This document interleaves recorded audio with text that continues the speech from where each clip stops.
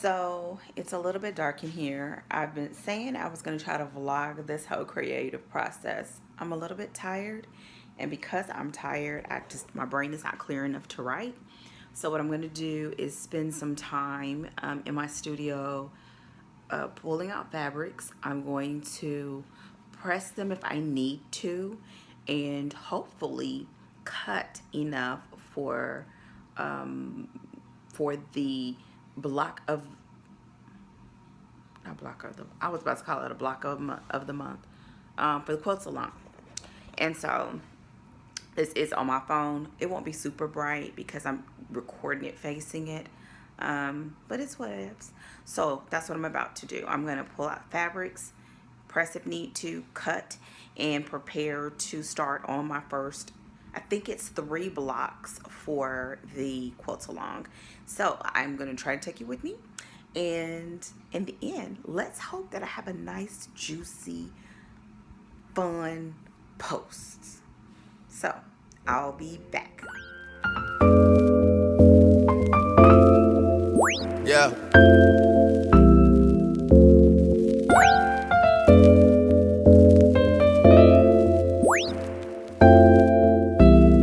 I've been down so in love like I've been down so in love like I've been down so in love like I've been down so in love like in love like in love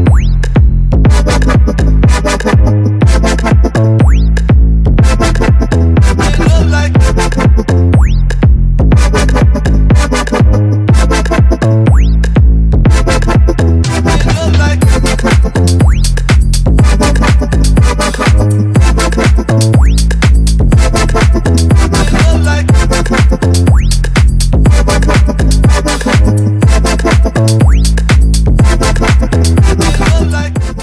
One of the things I wanted to show is how I like to handle blog patterns.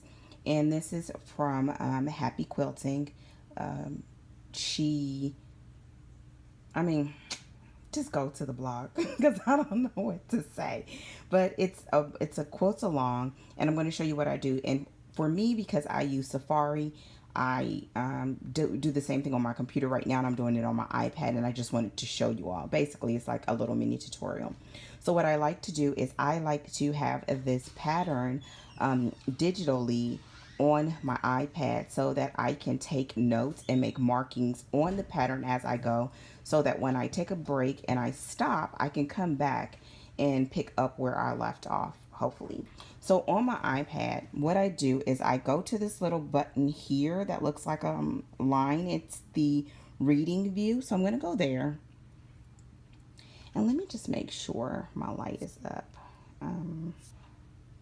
It is. Okay. Hopefully it's not too bad. Okay.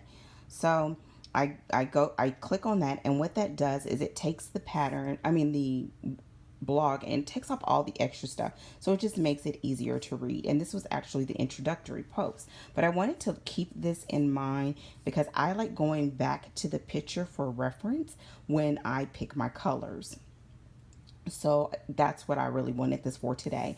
Another thing that I wanted it for was to have the reminder of what my fabric requirements were, the estimation. So once I do this, go to the reading view, then what I do is I go through the motions as if I'm going to print this. So I don't have a printer attached to it, but you go to printing. Let's see. Here. Okay, here it is. Print. And so, oh, that's not what I wanted to do. Oh, goodness, Dana. Because I'm trying to look at the screen. So let's try it again. Go back to print. Sorry, you're going to see everybody in the house. Okay, that's what I was trying to avoid. Okay, go to print. Once you're on the print screen, then what I do is I take my fingers and I pinch them out to make the view expand. And now what happens is that this technically is in a PDF format. So then what I do is I export it. I don't know what this button really means, but I'm assuming it's export. And then you can either save the file, copy the file, but what I'm going to do is actually send it to my app where I have the other portion of the pattern already available. And I use GoodNotes. And now it's going to ask me, because I'm already in the pattern, where I want to import it. And I'm going to import it above. And now it's here. So here is the directions that we just saw. And then now you can go in and actually delete some of those. But what I'm going to do is just leave it for now. Hold on. I'm going to try to get to. And this was week 1. One last mini kind of tutorial that I want to do is in here, if you have GoodNotes, the next thing that I do is I will add bookmarks for the different weeks or the different areas of the pattern. So since this pattern is a week-to-week pattern, I am going to bookmark the weeks. And this will help me because then when I come back in and I'm on week 2, then I can go straight to week 2 and I don't have to flip through all the pages without deleting them all. So what you're going to do is go to this little radio button up here, this little tile looking button. And here are all the pages that I have in the pattern right now, right? Or in this document. What you want to do is go down to your bookmarks. And now I don't have any. So actually what I need to do is go to the page that I want to bookmark. So here is where I want to bookmark first. This is week 1. So I'm going to go back up there to the tile. I'm already in the bookmarks. You're going to click the plus sign. And I'm going to name it. And it's doing it based on where I am in the document. So I'm in week 1.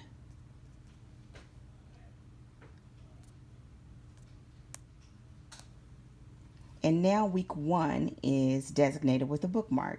The next thing that I want to do is I want to bookmark the fabric requirements or the picture. I'm going to bookmark it. Oh, I did the same steps. I'm sorry because I'm trying to look over it. It's hard to do it through the viewfinder. Quilt. Picture.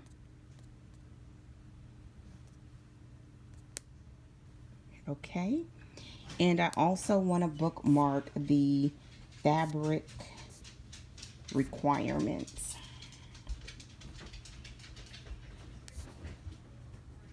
I really should do these too, but I'll wait until mainly because I keep forgetting this, and I guess I really don't need it since I've already purchased the fabric, but I'm going to do it anyway, just because I know myself when I'm trying to squeeze something out.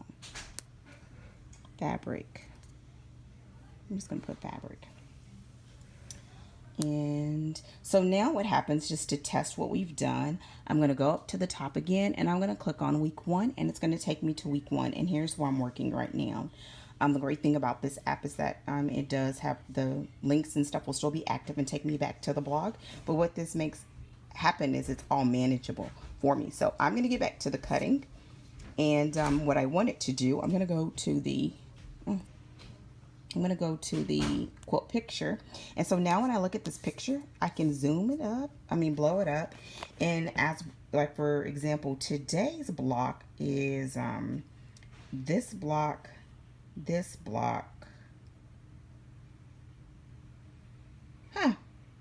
maybe it's not these. I know we're doing 3. It may not be these big ones yet. So I don't know where they are going to be. I'm not going to try to figure it out. That's the great thing about this process. It's got to be this one. So I don't know why we're doing 3. I only see 2. So it's whatever. So with that said, I just wanted to look at it so that when I pick my fabrics, I will know how close they are in proximity to other ones because I plan to reuse the bits that I have left over. So I'm going to get back to cutting and I will come back and show you the fabrics that I've selected before I begin to break them or start piecing together the blocks.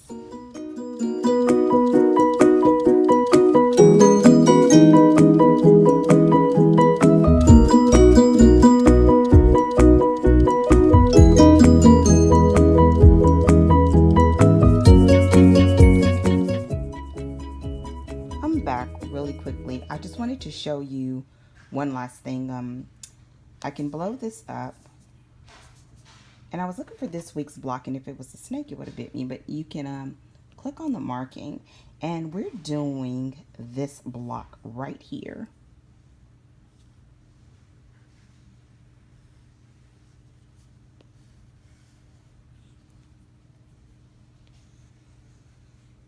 So why this is important to me for me right now is just kind of looking at the proximity of where they are.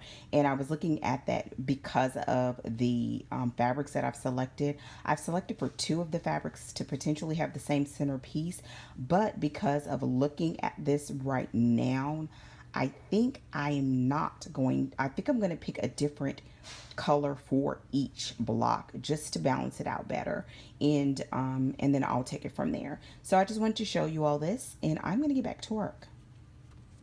Oh, and you can delete this later because I'm showing you this right now, and what I probably will do is just maybe highlight over it or something like that, but you could always erase it. And what I usually do is I actually don't mark on the top. I kind of just, I'll put week 1, 2, 3, 4, 5, and then start crossing out which ones that I do so that I know which ones I've done if I need to keep record of it. So that's it. This may be totally not worth saying, but I want to add it. So if this is for you, you're welcome. So for this particular block, I have to cut a square that is 13¼ inches. So 13¼ inches. My ruler is only 12½ inches. And I do have a couple of long rulers. Here are all my rulers here. The longer ones. But when I have fabric that is not totally pressed out like this fabric, I like to have my ruler cover the entire surface, because what it does is it smooths out the surface so that when I get ready to cut it and lift the ruler, it may retract a little bit, but I got it covered. So here's what you do. So this ruler is 12½. This ruler is 2½. What I'm going to do, because I wanted to have a ruler that they're the same, you see that?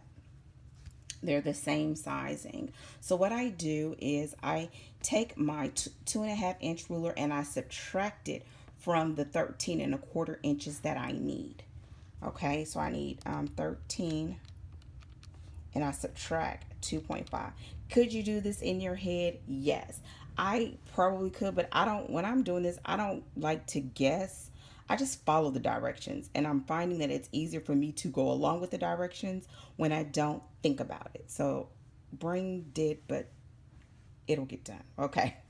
So I take the 13¼ which I need, subtract the 2½, which is my smallest ruler, and that gives me 10.75.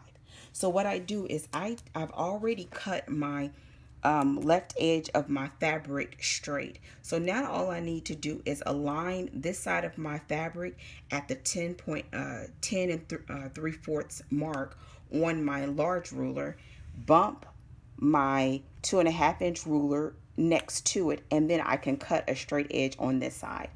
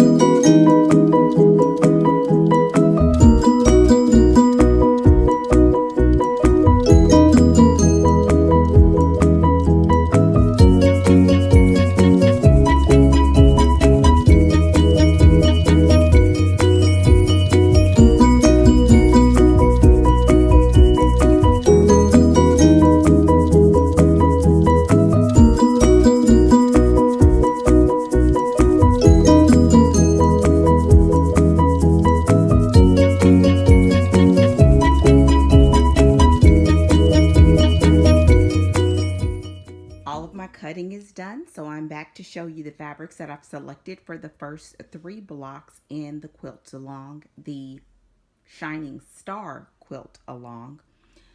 Over here are my background fabrics. I selected this like paisley, flowery tonal fabric that I found at Joann, and I love this fabric. I've actually probably purchased close to 2 bolts of this. It is a wonderful background fabric. The only thing that I do not like about it is it has this little feel to it when you press it, but I found that if I press it on the backside, it just, with a little bit of steam, a lot of what I don't feel anymore, and it just works. I also toyed with the idea of using a cream, and because these colors are so loud and I'm attempting to make them match, I thought I would go with the white because it would just be a little bit safer for me to use. So here are the background fabrics as listed in the instructions. The only thing I am not showing is the oversized block, which I showed in that little mini demonstration, which is 13 1/4 inch squares, and I have 3 of those. And I won't say any of the other measurements because the quilt along is a free pattern and this is someone else's pattern. So I'm just walking you through my process, i.e. vlogging it. Here are my other fabrics, which I've shown in the photographs. What I've done is went ahead and paired. It's like a star inside of a star type of pattern. So I really didn't want to put these two together, but I have no choice. You have a smaller star on the inside and then a larger star on the outside. And that's the way that I'm pairing them. I had those 3 colors and it just worked out perfectly to where I just literally had a sliver left of each of those, which is amazing. And then I have these are going to be my center blocks. I selected these, particularly these 2, because these were just fabrics that I loved. And I told you all when I showed my fabric, when I was kind of gathering my fabrics, that these were just some fabrics I wanted to stay intact as much as possible as memory pieces because these are just ones I love. And so here's one. Here's another one that I like. And from this angle, it just doesn't look like this is gonna go well together, but I'm just gonna roll with it. I got all the fabrics done. The next step is to begin the piecing process. So I'm kind of assuming that on this first video or these first clips, I'll talk a little bit more than I will in the future, mainly because this is my first time doing it, and then also because as you go on to through the process, you're doing the same thing over and over again. But for this video, I wanted to include what I do when I'm doing big projects like this when it comes to my leftover fabric. I'm not one that just tosses everything. What I do is I try my best when I'm cutting my salvages to, if I can cut a little bit more so that that little bit can be used in maybe a string quilt, or when I finish, if I think it's a big enough piece that I may be able to, go ahead, babe, may be able to use it for something else. What I do is I try my best to keep all of the fabrics of that particular, or all of those particular fabrics. I'm trying to move so my family can move. There we go. All of the fabrics that are similar together until I get to the end of the quilt. And so in this case, what I'm doing is all of the colored fabrics, I'm putting them back in the container. And for all of the background fabrics, I'm putting them in a Ziploc bag. And for some of my past projects, you may have already noticed that I keep a box of the gallon size Ziploc bags in my studio. I keep them together, I use them, I put them back in that box, and I keep reusing them. And so that's what I will do here too. I have a lot of fabrics maybe that's just like this, this is enough. Like if I had to do 3.5 inch square, 2 of them, I could get them out of this. And so all I do is try to fold them. I don't try to like go crazy, but fold them fairly neat. I put them in the Ziploc bag flat, I close it a little bit, release all the air like you would do if you were storing something in your freezer. And then I zip it the rest of the way closed and I put it on top of my other fabrics in the container.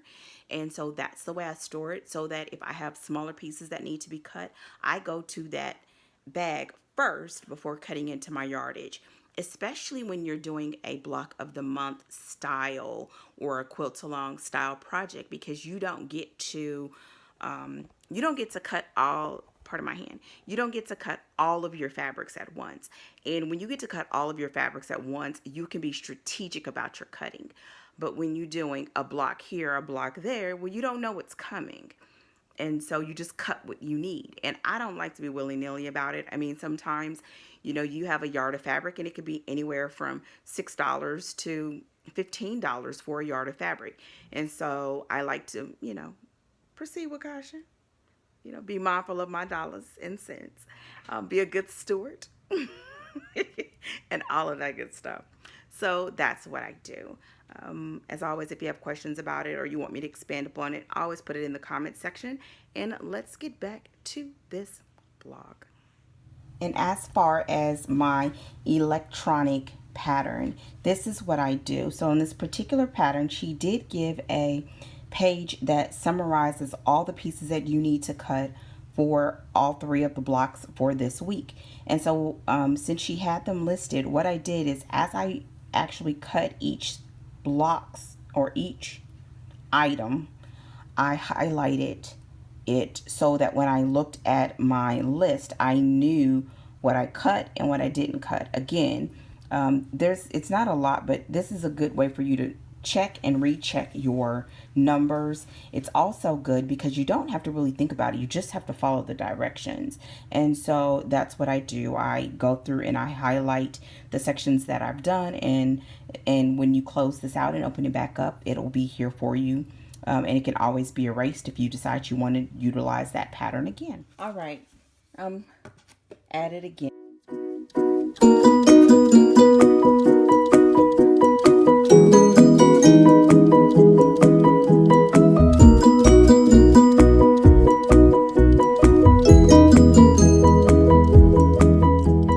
I try to anchor this on a stand. This block is literally ginormous. It's not sewn together, which is why all of the pieces don't necessarily match except for that center portion. But look how big this block is. So I'm going to start piecing it together, and I will come back once the first one is done, and then I'll show you all 3 once they're done. And actually what I may do is add it to the board so that you can really get an idea of how this looks. So let me take you over to the board. The first block is done. Here it is. The colors actually look good together. I think the fact that there's so much white helps, blend in with the busyness of this block. I am pleased with my points staying intact, especially since I used what would be considered like a quick method for assembling the blocks. And yeah, I'm excited. I can't believe how big it is. I did not measure it. I think it's supposed to be 24 inches. I can't remember. I'm gonna just like do a rough. Yep, a little over 24 inches. So it's probably gonna be a 24-inch finish maybe, or somewhere in there. That's all I gotta say about this one. On to the next one.